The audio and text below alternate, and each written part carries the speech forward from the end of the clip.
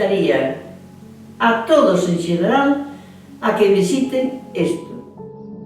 Despois, o contido, pois creo que merece a pena, porque a obra de Manuel María ten un recorrido desde moi novo hasta os 75 casi anos que falleceu,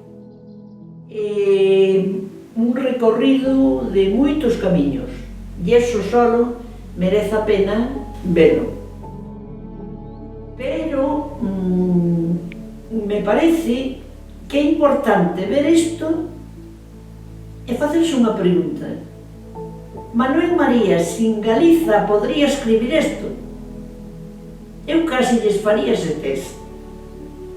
É unha obra que vai ao país todo dentro, por iso hai que cuidar os países, neste caso noso, noutro caso outro, para que se produzcan obras que respondan a un contido real.